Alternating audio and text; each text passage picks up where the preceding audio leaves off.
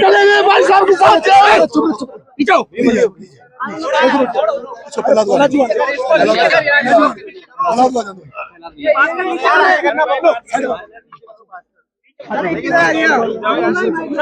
आवाज मत करो। गोपाल गोपाल लगा दिया। देखिए आज सरेंडर करने पहुंचे हैं आप, किस तरीके देखते हैं पूरे सरेंडर के घटना? माननीय STSC कोर्ट टोंक ने मेरी जो जमानत समझौता मामले में हुई थी, उसमें नगर फोर्ट थाने के माध्यम से सरकारी वकील ने मेरी जमानत रद्द करने का एप्लीकेशन लगाई, जिसको STSC कोर्ट ने मेरी जमानत रद्द कर दी। और उसके तहत आज मैं माननीय न्यायालय की शरण में माननीय न्यायालय के आदेश की पालना के हेतु अपने आप को सरेंडर करने नगर फोर्ट थाने आया हूँ। 9 अगस्त को आदिवासी दिवस है, क्या अपील आपने की है? आज जिस तरह का भारतीय जनता पार्टी का नजरिया आदिवासियों के प्रति है, वैसे तो सबके खिलाफ इनका नजरिया सबके खिलाफ है, लेकिन विशेष रूप से क्योंकि 9 तारीख को आदिवासी दिवस है, पूरा देश आदिवासी दिवस मनाएगा। और ये जो मामला था, जिस मामले में मेरी जमानत खारिज करी है, उसमें भी दलित और आदिवासियों के बच्चे थे, भील समाज के बच्चे थे, जिनकी न्याय की लड़ाई मैंने पिपलोदी वाले मामले में लड़ी, और जिसके कारण आज मेरी जमानत खारिज करके मुझे जेल भेज रहे हैं। 9 तारीख को आदिवासी दिवस है।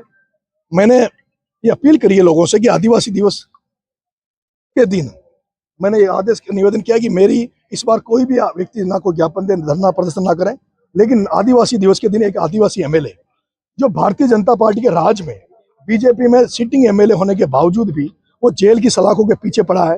भारतीय जनता पार्टी में बहुत सारे आदिवासी समाज के MLA भी हैं, MP भी हैं, मंत्री भी हैं, उसके बाद भी आज एक कंवरलाल मीणा पिछले 2-3 साल से जेल में पड़ा है, और जिसकी माफीनामा गवर्नर के यहाँ गई और उसको माफीनामा नहीं मिला।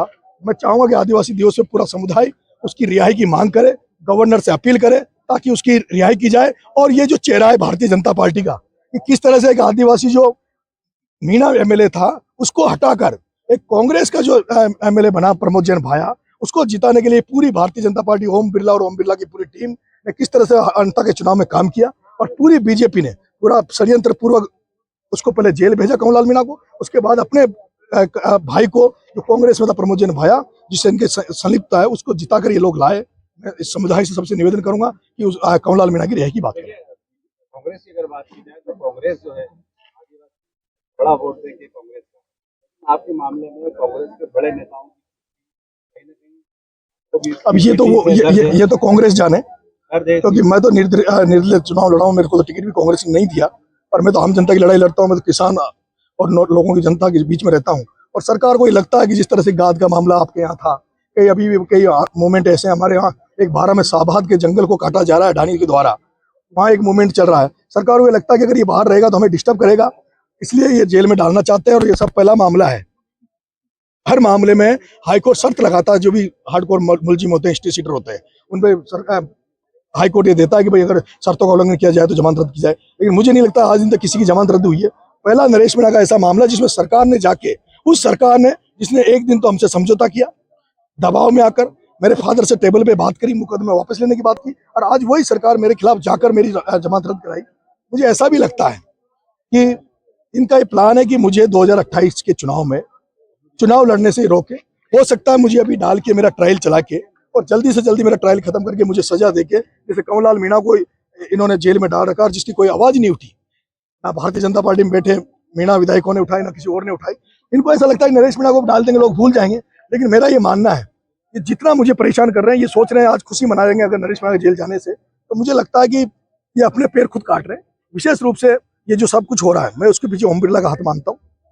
ये कोटा का लोकसभा चुनाव का रीजन मानता हूँ।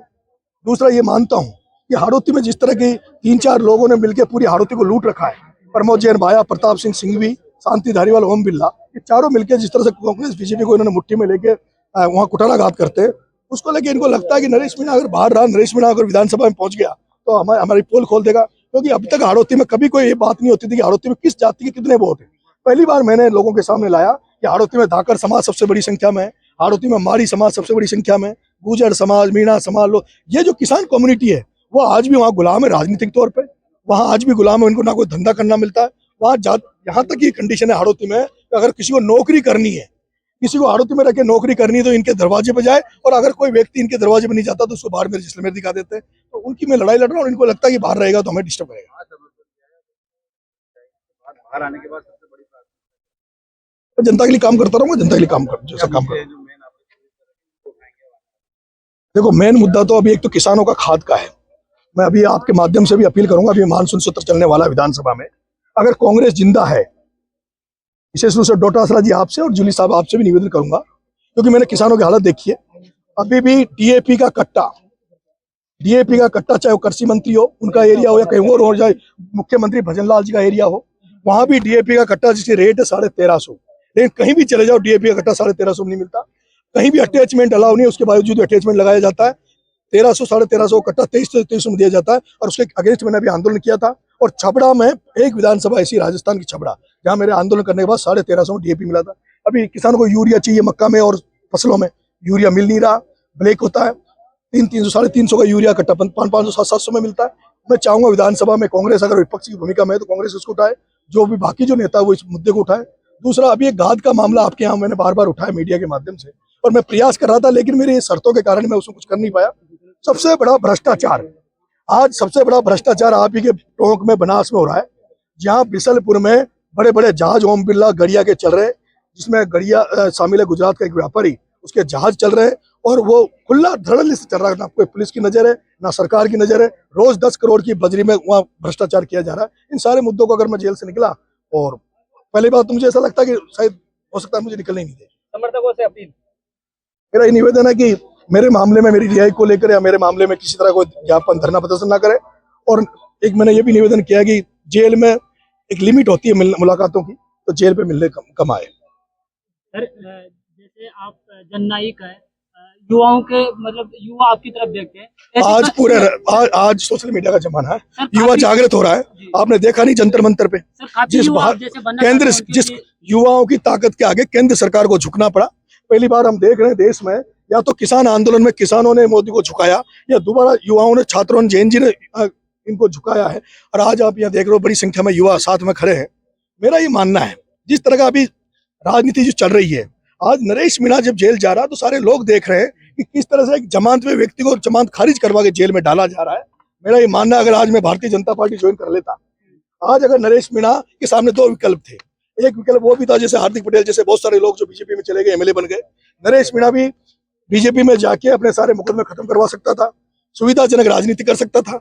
लेकिन मैंने जो संघर्ष की राजनीति अपनाई है, जो कांटों भरा रास्ता अपनाया है, और उसमें कीमत चुकानी पड़ती है। जब आप बड़े लोगों के खिलाफ लड़ते हो, ऐसे धन्ना सेठ जिनके खिलाफ मैं लड़ रहा हूँ, तो उसकी तो कीमत चुकानी है, और कीमत मैं चुका रहा हूँ। Thank you sir.